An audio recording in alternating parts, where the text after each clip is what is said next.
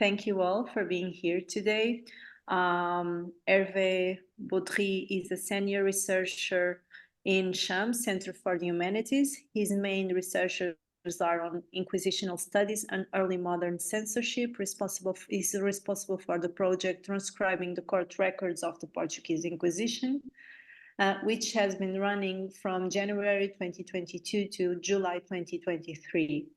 Hervé will be presenting, is artificial intelligence making us stupid, or can we use it playing dumb? Some reflections about the project of digital palaeography transcript. Thank you very much, Hervé. You can take the stage. Okay, thank you. Thank you, Joanna. Thank you to all. And well, I hope I be understandable because my English is quite limited. And please, just we'll have in 3 steps my presentation, and at the end of every step, I think we can use some time for questions, concrete questions about what I said and what has not been well said or well explained. Okay, so don't hesitate, and you'll see the slide to this moment. So I'll share my screen. Is it okay? Yeah, perfect. So thank you very much. So I won't repeat the title. Joanna said it. So let's go further to the first thing. So sorry with acronyms, but I use them. So AI, AGI for general intelligence, and OCR, HTR, I'll explain them. So it's about a project that Joanna finished in July last year. And to talk about this project is also to talk about the tool used for it and one of the places where the tool was used. I met the question of stupidity, so we meet it every day, I think. But I met the question of stupidity in my work at 2 levels. First, in censorship studies. My original topic, as you know now, is censorship, and more recently, with the issue of the stupidity of the censor. There's a lot to say, and of his task. And the second level is in digital humanities, with recognition technologies. We're going to see this. And this is about OCR and HTR. In common terms, we can assume separately that, first, the censor is stupid or intelligent. And we can assume nowadays that the machine is stupid or intelligent. What is intelligence? I've been looking at the ancient Greek for a basic apprehension of these notions. When we talk about artificial intelligence, that is machine intelligence, we have to say that a machine is intelligent. It is not ignorant. It is clever, and it has no difficulty of knowing about dus mates or aphates or notes or aphues. But the question is that the machine is not a human being and has no human brain. When we talk about intelligence of the censor, as I began to, and of the machine, it means that we use the same word with 2 levels of meaning. It is real to say the censor has intelligence, or the contrary, stupidity. And it is fictitious to say that the machine has intelligence. The same imaginary attitude, but lexically fixed in the dictionary, make us talk about the arms of a chair or the feet of a table. But of course, the chair will not serve us a cup of tea, and the table will not walk to invite us for dining. So, according to the object, intelligence is a catachresis. François Rollin, a sociologist, French sociologist, may joke when he says that in artificial intelligence, we have also to make investigations in artificial stupidity. This is in his book of 2020, The 5 Marks of Stupidity, in French, Les 5 marques de la stupidité. AI is a question of programming, as you know. It appeared in the 80s of the past century. At the time, they talked about a weak artificial intelligence, which evolved towards the artificial general intelligence. That is, the attempt to imitate the human brain. Emmanuel Maggiori's book, published last year, is an excellent, for me, at least, is an excellent introductory to the general question of the artificial general intelligence. To refute this belief and dogma, he describes and debates in practical and theoretical terms the limitations of the artificial intelligence. I just read to you the last paragraph of his book. Conclusion. My biggest fear, says Maggiori, at the moment is that some people may get caught up in the hype and not acknowledge AI's limitations. I fear that they may consider AI infallible and convince everyone else of that belief. And because of that, people may end up using machine learning for critical tasks it is not prepared to perform safely. Maybe they'll manage to have fully autonomous buses roam busy streets. However, while current AI is a good pretender, sooner or later, it ends up making surprisingly silly and potentially devastating mistakes. So I won't debate this, but it's the framework in which I have to make my reflection. As the tool we used for the project is based on AI, and as AI globally turned into a top topic, the question of its possible effect on us could not be avoided. But I do it from a naive point of view, that of a mere user. Moreover, I'm not a computer science expert, nor a programmer.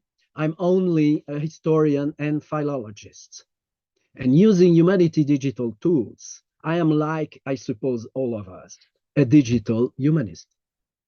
But am I stupid about knowing only a little about how the big new tools I used?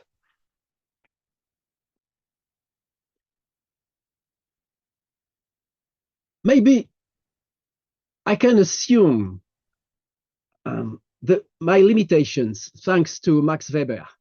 I just read what is in italics. Those of us who ride on the tram, unless we are physicists, have no idea how it does it, how it sets itself in motion, nor they do need to know anything about it.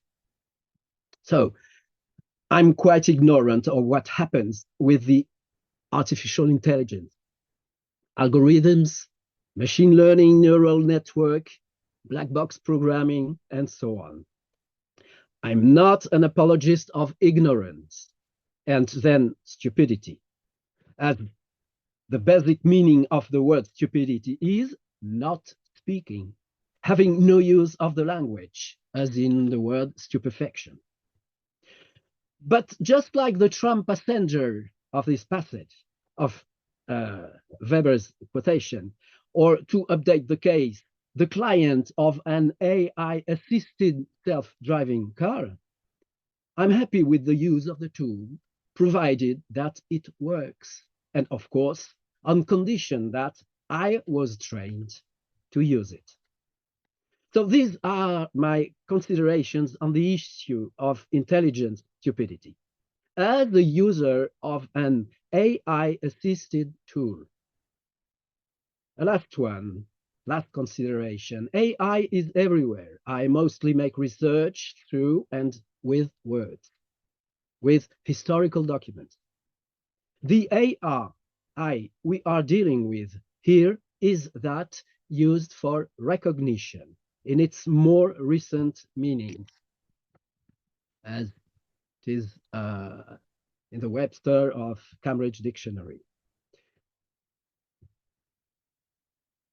The word recognition has various meanings, old ones, but the most recent ones are these in the electronic world and in the world of artificial intelligence.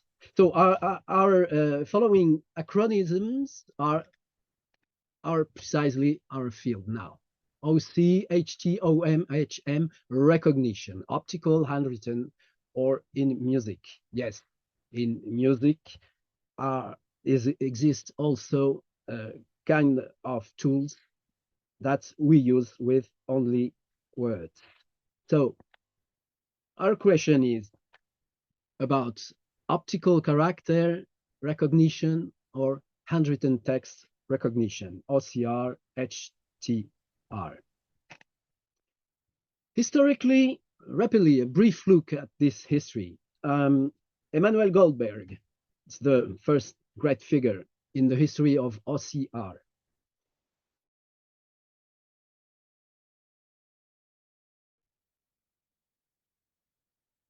So with the first OCR systems, rudimentary.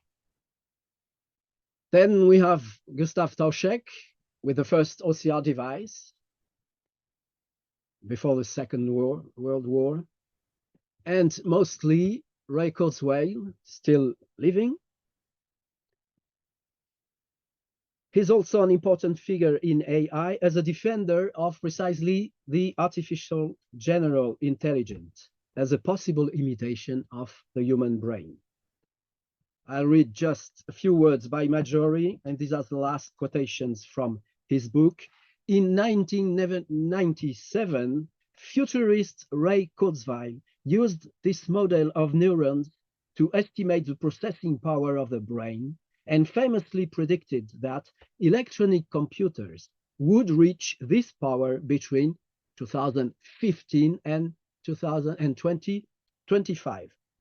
The required processing power has indeed been reached, but was the model of neurons used to calculate the brain's power correct? And Majori debates about this, and his conclusion, I already quoted them.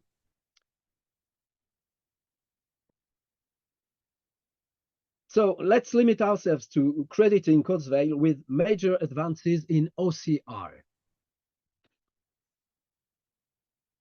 So OCR came from many decades. HTR is growing.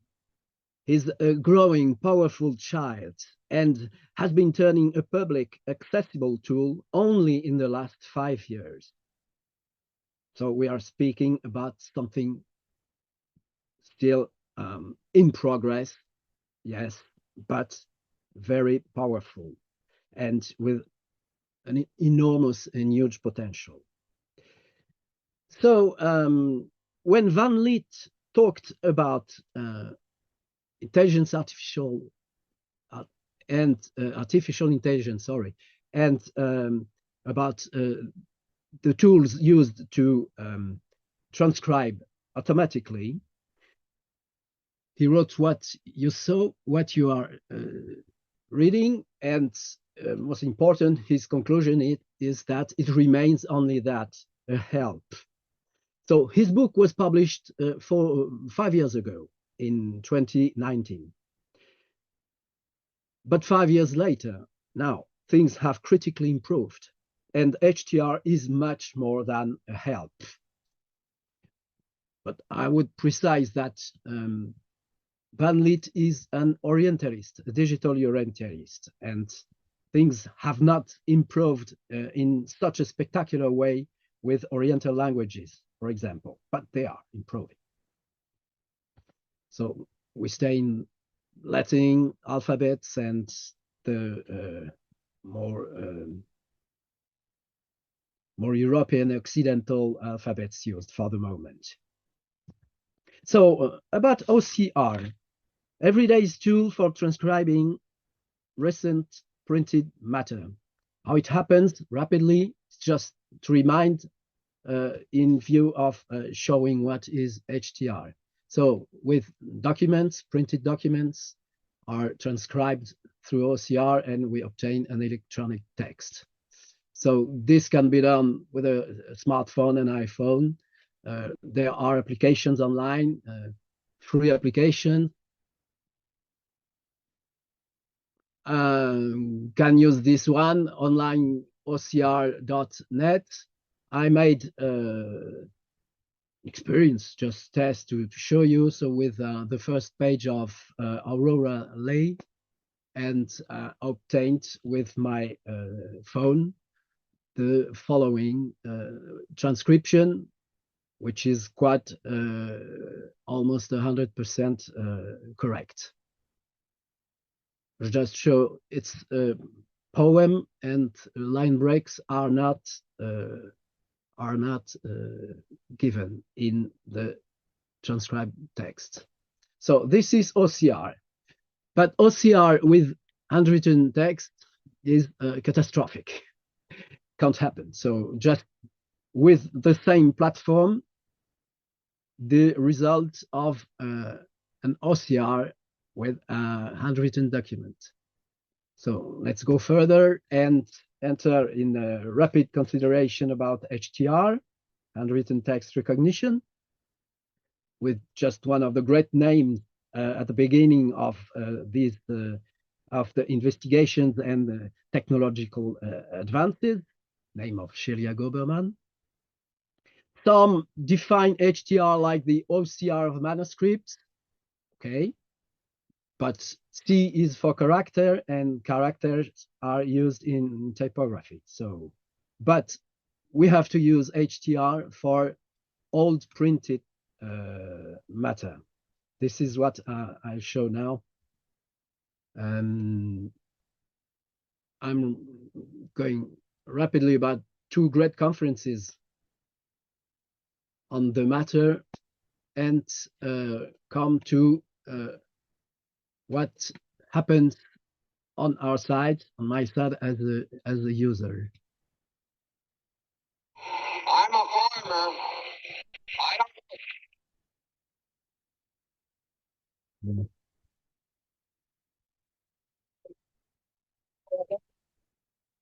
Sorry. So you recognized the farmer of Woodstock. I would say I'm the same in front of the question, the issue of artificial intelligence.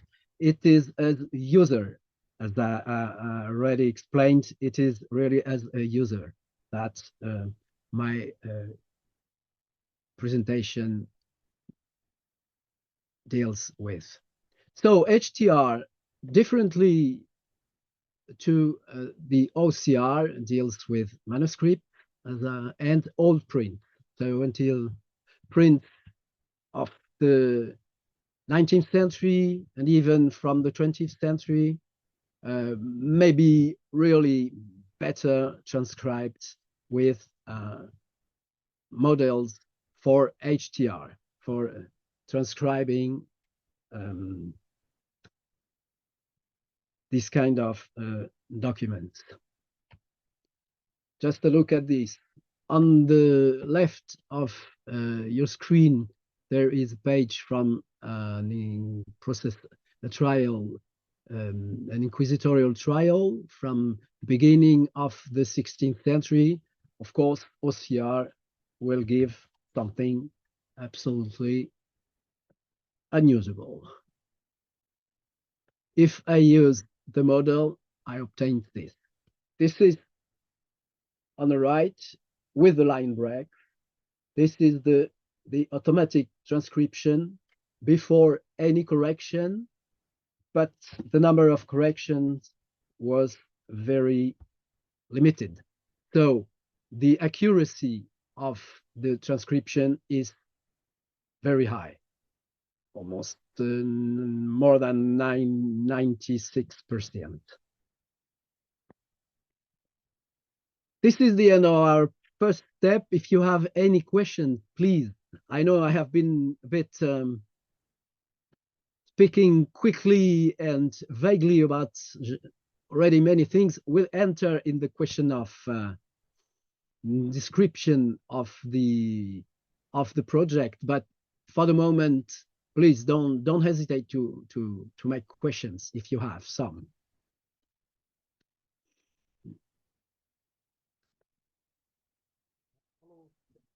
I have a question. Hi, thanks. I'm really enjoying things so far. I've worked a lot with 19th century newspapers, and one of the problems is they print in two columns. They draw a line down the center, and you have the left and the right. And I've always had terrible problems with that.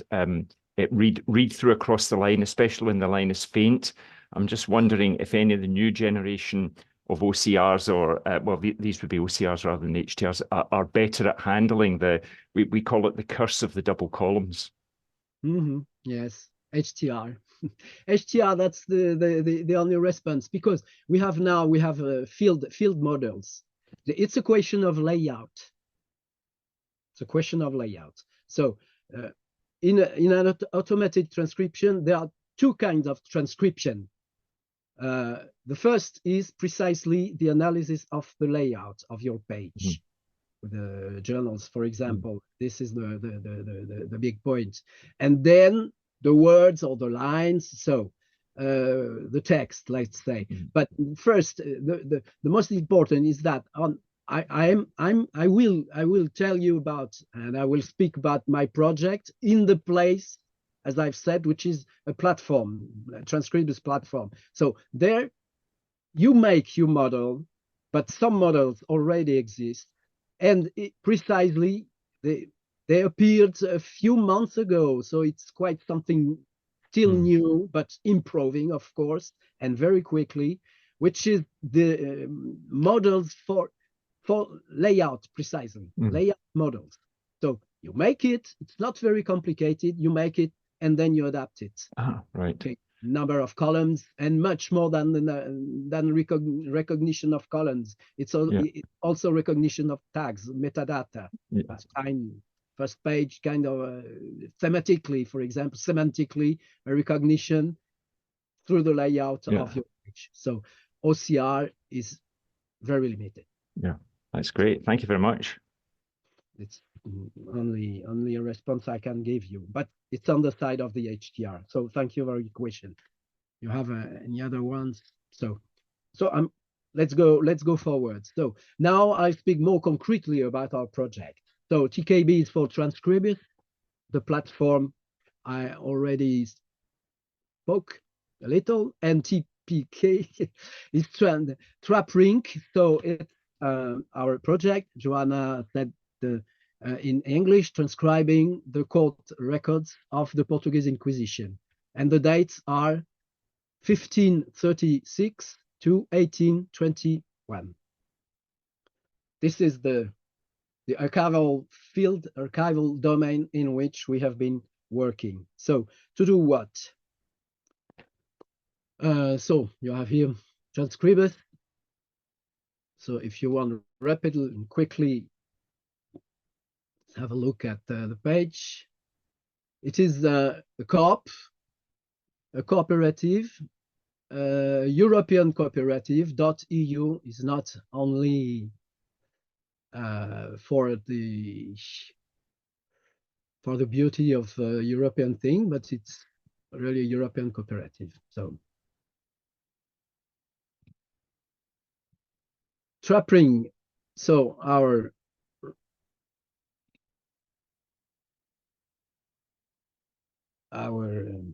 project finished last year in July. So the website still goes on, of course, and we have quite important, which is the observatory. So in the end of this presentation, I'll talk a bit about this, because these are what is going on now. So let's go back to to the project when it was going on.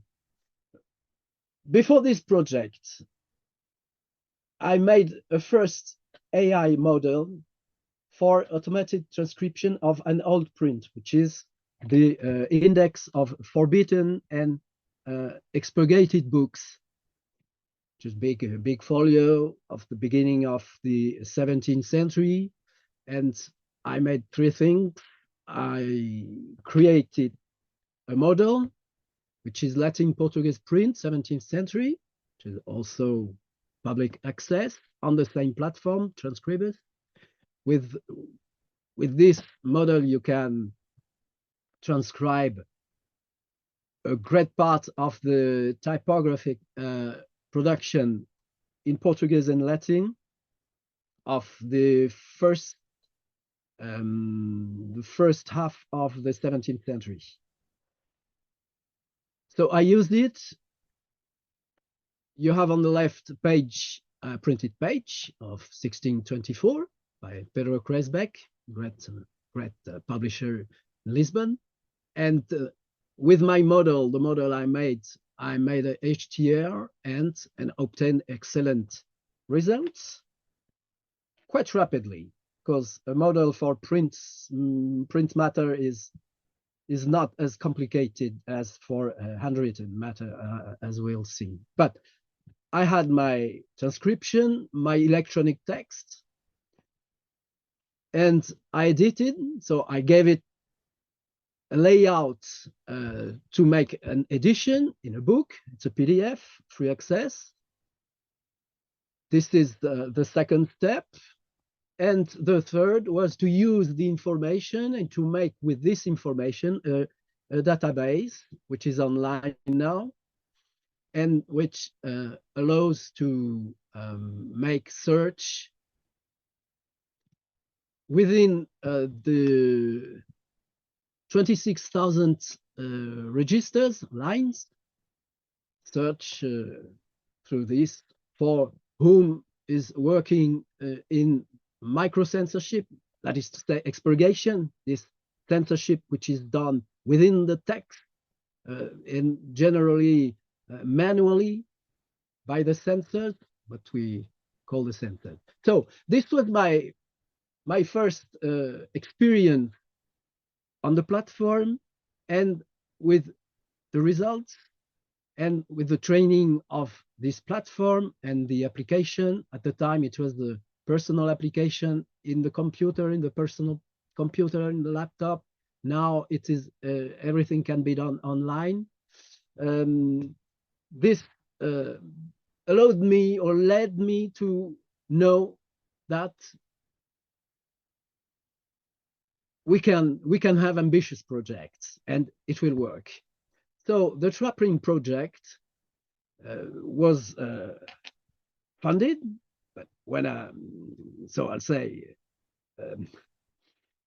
when I applied for funding for this project to the FCT, I knew that it would work, but of course I didn't know if it would be accepted. So it was accepted, and the work went on. I invited a lot of palaeographers. This is digital palaeography. So we were 11 during 18 months to make transcription, manual transcription in the beginning. We had people, there were people with different dedication time, but two of them were fellows during 13 months. So condition ideal, excellent conditions to go forward. The platform TraPrInq is has some mottos like unlock the path with TraPrInq. It's a good one. It's what happens, of course. It provides now, and it more and more, of course. 6 months ago, there were not more than 100 of public models. Now there are 150 models, which is very little compared to the number of models trained in Transcribus, but with no public access. This number is about more than 25,000. So many people use it for any reason, but do not turn automatically their model public. Our TraPrInq model is public, of course. It is called Portuguese handwriting, 16th, 19th century. You can see that there is something marked on the right, which is the CER on validation. CER stands for character error rate. We found once again the C of character, like in OCR, but here we are talking about handwritten text, but no problem. It stands for character error rate and defines how many percent of the characters, the letters, let's say, had been transcribed the wrong way by the neural network, artificial intelligence, machine learning. You have this CER here. It's our model. These are the results in terms of CER and other averages and rates, but in terms of CER, which is the most significative of the efficiency of a model. This is the number we use to compare results from one training to another training, for example, and for the last and final average. And you have it about the first pages of the validation set, which is an untrained set of images transcribed by the machine and not by the human. So these results give a good picture of what happens with the model. And 5.2 is an average. Of course, some pages have better lower CER. Here we have 2%, but some others have a higher one, 10.25, for example.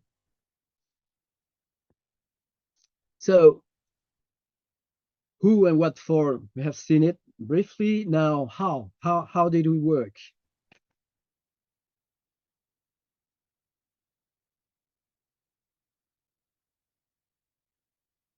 Well, what you see are images from the National Archive in Portugal, Torre do Tombo. They are digitized court records. We work with digitized court records. With the court records from the Inquisition of Lisbon, almost 100% of them. That's to say about maybe 2 million pages, between 2 and 4 million pages, 17,000 court records. So we have huge quantities. And the ambition of TraPrInq project was to create a model of transcription of such documents with production along 3 centuries, as you know. So hundreds, maybe thousands of hands, manners to write. From the beginning of the 16th century, I always gave you an example, and until the beginning of the 19th century. Just have a look at how things were. So we were 11, so member 1, 2. Every member had to make a selection. This was organized, of course, but let's be more brief and generalist. Selection of documents that every member had to transcribe, doc 1, 2, 3, for example, put in a personal collection. And from this personal collection, it was put into a project collection with all the documents transcribed by all the members, which were at some time before the training of the model. The first one was in June 2022, and the last one in July 2023. There were 9 trainings. So before any training of the model through machine learning and artificial intelligence, of course, there was a phase of correction. One member corrected the documents transcribed by other members. And so we made 2 sets, the validation set I already talked about, which gives the real efficacy of the model, the real accuracy of the automatic transcription, and the training set, which is 90% of the documents. At the end, with the 9th training of the model in July 2023, which is the present model in free access on the platform Transcribus, you have more than 6,000 pages transcribed. That is more than 1,200,000 words. So it's quite a robust model. We'll see its efficacy now. So this is one, I think, this was one of the first presentation at the TUC 22. This is Transcribus Users Conference. Every 2 years in Innsbruck University, you have a conference. The last one was last February. It's very useful, very sympathetic, very well. It's a great moment of newness and about the situation of what is being done on the platform.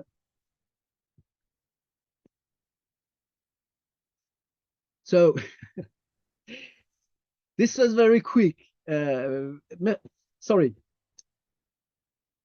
This, no. We have not finished because this slide was important. Sorry, we have seen this one. Ah, yes, we passed this one. The making a model was our objective. As you have seen, there are more than 100. There are 150 models, public models, that can be used on the platform. Okay. For us at the beginning, there was no model. So you have on the left the workflow by every member. With no model, every member had to make the manual transcription of documents. Okay. At one time, it happens with the 4th training in October-November 2022. Our 4th model with about 400,000 words began to be really, really useful. So many members could begin. I say many because we had to deal with 3 centuries of hands. Members began to turn, after having been transcribers, manual transcribers, to be correctors of the transcription made by the machine, thanks to the model that was being trained. You understand? So on the right column, with the model, we made transcription, automated transcription, and corrected what the machine had transcribed. And then we obtain a doc. So at a certain moment from in 2023, all the members could use the model and say, which facilitated the work and accelerated in some way the same work. The result was we had more and more documents, that is to say, a greater variety of hands in every decade. It was 29 decades of hands, and with a full representation and significant of the scriptural practices, and this is how we arrived to reach the ninth training and the end of the project. If you have any question on this part, please make them. The last part will be more rapid. Yes, thank you. Hi, Hervé. Just a quick question. I might have missed it, but it was just because I had to go and answer the door. I was just going to ask you, so in terms of training your data sets, in terms of your models, in terms of the paleographies that you use, the types of calligraphy, did you get all the documents together in one model? Didn't matter the century, for instance, or did you make any kind of divisions, whether centuries or whether types of calligraphy or anything like that? Now, everything together. So the last training, you understand immediately everything.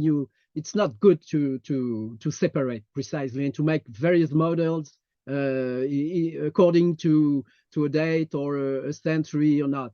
Now, Pilaya, which is the motto used by Transcribus, is very strong on this point. It has always been the good practice. Only one training set. So the first training set about 200,000 words. The training had a duration of 7 hours.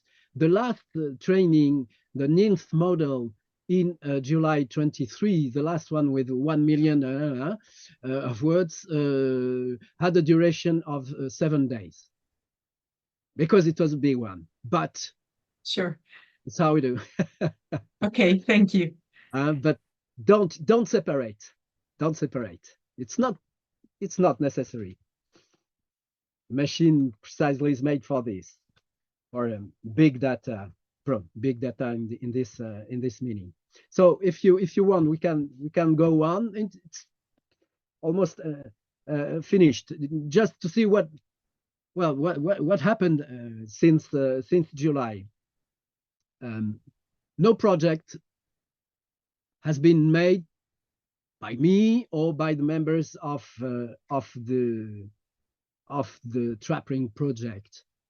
Our project was to provide a tool. Is the tool useful and is it good? That's my point. Well, just to know first, it's necessary to explain this, where is used Transcribus and what is it used for. So any kind of document, as I said, any kind of manuscript, of course, handwritten documents, but I insist also on old print, complicated with complicated layouts, for example. This works, no problem, but it doesn't work without us making nothing clear, of course. Where it is used, so some of the members of a RICOP society are particulars, as I am, but there are institutions, archival institutions. So if you see on the website of RICOP society, you have this global participation of the cooperative, which gives an idea of its usefulness. Now let's have a look at the ongoing project and the transcript users and the users of Transcribus. This is an inquiry we made some days ago, just to have a look at what is going on with the model. It's very interesting. Unfortunately, the poor results, we don't know what kind of documents were used and their quality. It's an important fact with the archives, of course, material quality of archives. In 3 cases, we have promising an evaluation in promising terms. not enough information means that not enough automatic transcriptions have been made by the people who responded. But we have data on the period, 15th, 18th century. We have 3 good reactions with Portuguese, of course, Portuguese documents from all the centuries, which is excellent for us, which is very good point. And very good use of the model with documents from the 18th century and 17th century also. These archives are not inquisitorial archives as in the other cases. So this is a very good point. This model has been made with a kind of archive, inquisitorial record, court records, but it's useful with other kind of archives. And this is the most important point. The last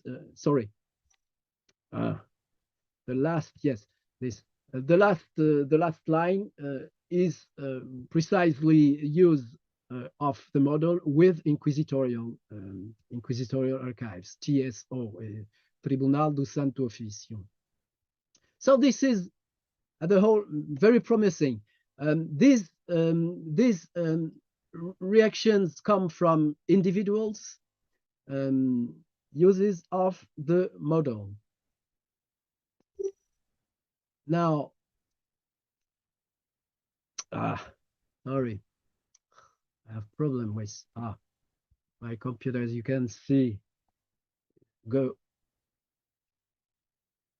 slowly. Yes, just to finish, to conclude, two collective projects using the model. One is by a member of the project from the archives at the University of Coimbra, automatic transcriptions in biological anthropology studies. So a useful tool. She presented it at the talk 24 in last February. I think we don't have time to see the video. And a last one, it is under evaluation. It's extremely interesting because beyond the use of the model for text transcription, it uses also other tools in digital humanities for example, georeferences, images, analysis, and 3D building modeling. So this is very interesting. I hope the evaluation of this project will be positive. So finish on this future, which is happening. Thank you very much. I'm sorry for for what could have been less clear for you. Thank you very much. Thank you very much, Hervé. Let's see if we have some questions. I have a question, Joan. Sorry, I don't want to hog the question. So if anyone has a question, can go first if you want. Please. Well, first of all, congratulations on your projects. Like they sound absolutely fantastic. There are a couple of thoughts that I have, that I love your initial introduction about AI and stupidity. I think this is something that we certainly need to continue to, I think, reflect about, particularly as you well explained. Artificial intelligence can be very useful, and I think it's better defined as machine learning rather than artificial intelligence. Like this is a concept that is very problematic for all the reasons that you already explained. But I also think that it is essential, this distinction that you made regarding the users, right? I do believe that it is the case now with digital humanities that we need to come a bit in full circle, and instead of being just simply users in the humanities, we need to be co-creators of these technologies, right? Because there are so many different aspects in, technological development that blind the problems behind the data that we use, right? So from, issues of biases to what you explained, right? To not understanding the challenges and the limitations actually that using artificial intelligence can bring. So thank you for that reflection. I think it's really fantastic. And the other thing, sorry, more than a question, it was just a praise, I think, of the line of thought that you were following at the beginning. And the more punctual question that I had was about the table that you showed. That was really interesting to see that you have the models and then levels of whether that model was good or very good. And I was going to ask you, what does that mean exactly? So have you gone through, I'm guessing, with your paleographers or with your users and asking them how well they can use this transcription, for instance, or, how well it can be read, let's say, just from the things that you have, and whether you have used any kind of measurement to, be a bit more precise on behind the character error rate, right? But actually, what is the perception that your users of these transcriptions actually have that can be said, okay, this is good. Good for what? Good for just reading it? Good for research? Good for edition? If you could expand a bit more on that. Thank you. Thank you very much. Yes. Good, very good, poor, promising, result in terms of accuracy. Only at this level. These are responses to inquiry through a Google form with 10, 12 questions. This was classifying evaluation of the performances of the automatic transcription. Only this. What there are some other aspects in this inquiry. I've only put on the table, of course, these two aspects, the domain in which they use the model in terms of date and of topics. Not all answered gave the solution about this. It's a bit it's a pity, but and only to evaluate in these terms. Of course, it's not, but I think that the very good means that we are in the high, in the very low CERs, of course. So it means a few corrections to be made. I don't know if after they make this for only reading a document, making read and search within the documents, or if it is for editing the document. These questions, we don't make them for the moment. We are still in, well, there are many months have passed since the end of the project, but it's really the beginning still yet. So I see that these questions are questions to people who begin to use it. It's very new, still very new in Portugal, of course. Yeah. You understand? Thank you, Hervé. Yeah, So, no, I completely understand. That's fantastic.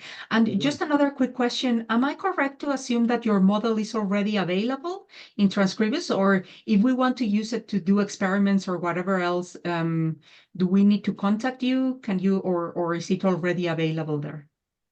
or I will answer you I'll show you rapidly. You'll see. It's very quickly. That is here, public models. Well, you have in ReadCop, you have, well, Transcribus public models, okay? It's here. So I'm here. What happens is the following. You have, well, any of them. You go down and you go here, you scroll, and you go here. You can select your language. So our language is Portuguese. Here.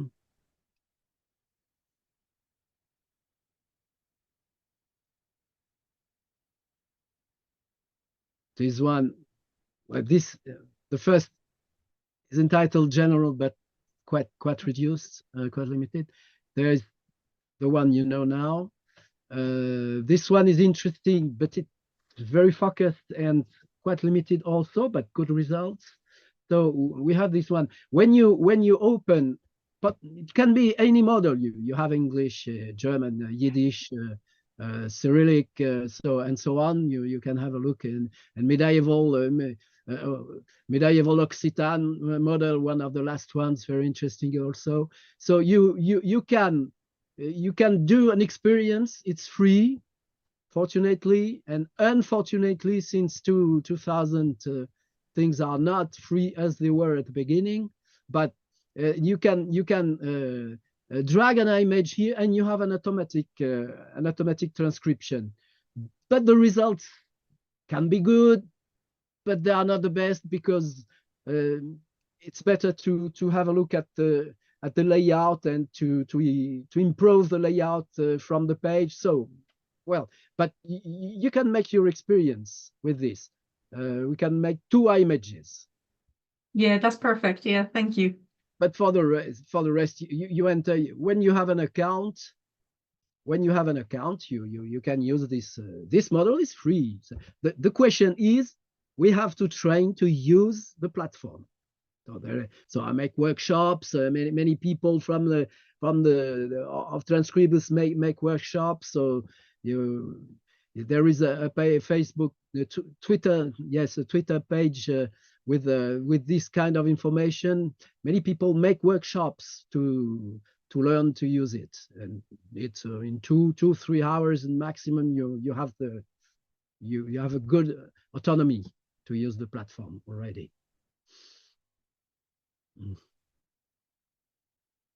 Thank you for your question.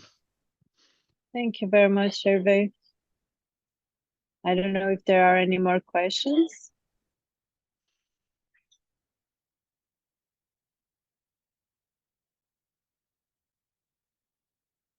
Go ahead, Rodrigo. Yes, Hello. hello, and thank you for your presentation, Hervé. It was and congratulations on your project. My question is, you mentioned you did various trainings of your model over the year. My question is, did you see the character error rate was always lower, going low with every training, or did you see sometimes it going up or down? And did you notice what made it go up or down? Was it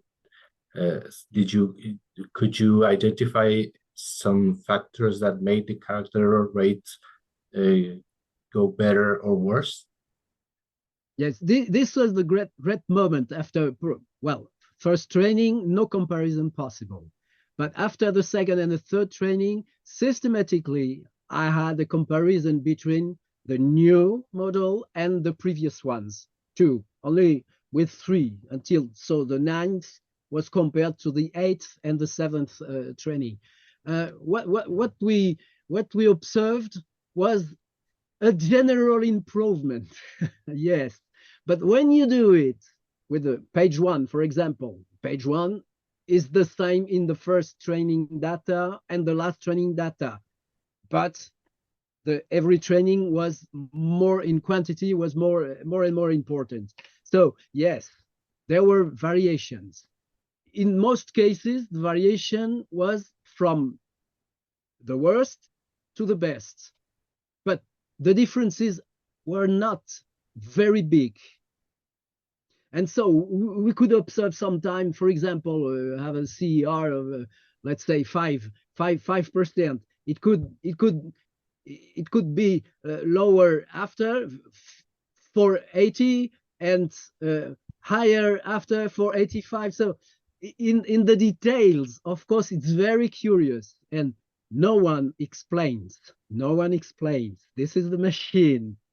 I don't know if we are stupid in front of this, but this is the machine. So the observation is the general, the average. Of course, it's the most important. But essential to determine which hands needed more stuff. That's to say, one hand had no very significant improvement, and we had CRs quite high, like 10%, for example. We had to get it lower, so we had to transcribe more pages. This was the point. This is the point. To improve a model means to improve what in the model doesn't function so well, doesn't transcribe so well. So it means that some data, more data are necessary.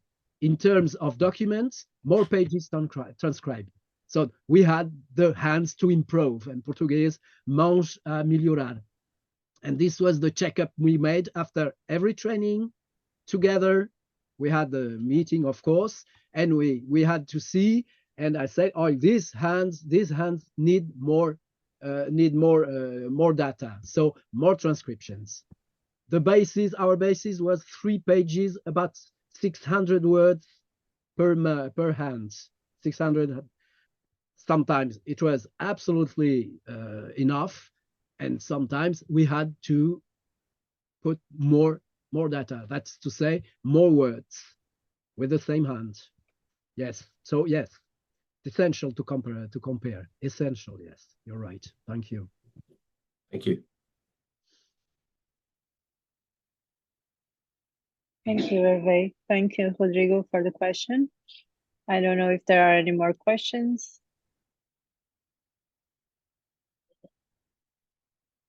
Catherine headed to the chat the link for the ReadCube. Mm-hmm. I think we can close the session if there are no more questions. Thank you very much, Hervé, for this interesting presentation. It's always good to hear you talking about AR and your work and your engagement and enthusiasm with your project. Thank you very much once again. So thank you to all. Also, thank you.